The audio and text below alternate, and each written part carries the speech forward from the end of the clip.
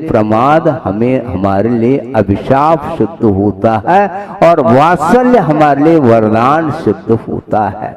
वात्सल्य के माध्यम से ही प्रभावना होने वाली है, और वात्सल्य नहीं है तो कौन सी प्रभावना, मुझे बता दो।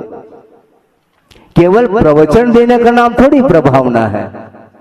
नहीं, मान लो किसी की एक पूर्व कोटि की उम्र है, मान लो 8 साल अंतर्मुक्त के उपरांत रत्नत्रय को उन्होंने अंगीकार कर लिया और दीर्घ शरण भी है, और घनघोर जंगल में जा करके, बियावान जंगल जहां पर सारे के सारे वन्य पशु यत्र तत्र विचरण कर रहे हैं, और रात और दिन वहां पर एकांत में जा करके वो ध्यान लगा रहे हैं, तो वो प्रभावना कर रहे हैं क्या नहीं कर रहे हैं? उनके पास कोई माइक है? माइक सेटिंग करो, हाँ वॉल्यूम खोलो, वहां पर कौन खोल रहा है? प्रभावना वो कर रहे हैं कि नहीं? तो किसका नाम प्रभावना है? हाँ, जिन शासन की प्रभावना, अपनी प्रभावना नहीं, ये ध्यान रखो। जिन शासन प्रकाश सात प्रभावना, हाँ वो अलग है। हाँ, प्रभावना जिन शासन की है, अपनी नहीं, अपनी तुम्हारी नहीं, जिन शासन की प्रभावना। इस प्रकार निरंतर जो आत्मकल्याण में रत है, किसी के साथ उसका कोई परिचय नहीं।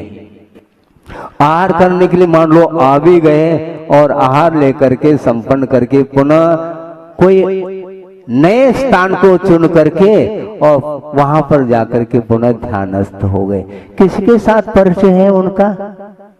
है कोई परिचय नहीं, कुछ नहीं। फिर वो विश्व का कल्याण नहीं चाहते हैं क्या? कल्याण होता किससे? इसको गौर करने की आवश्यकता है। कल्याण वस्तुतः पवित्र भावनाओं के माध्यम से ही कल्याण होता है। हाँ, पवित्र भाव नहीं है तो हम कल्याण कर नहीं सकते, और हमारे भीतर पवित्र भाव होने के उपरांत भी जिसका कल्याण होना है उसके भीतर भी पवित्र भाव होंगे। इसलिए वस्तुतः वात्सल्य अंग को पुष्ट करने की आवश्यकता है, जिसका नाम सक्रिय सम्यक दर्शन है।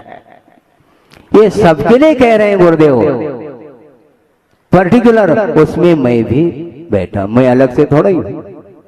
हाँ बिल्कुल, मैं भी सोता हूं, मैं सोता थोड़ी, मैं भी सोता हूं।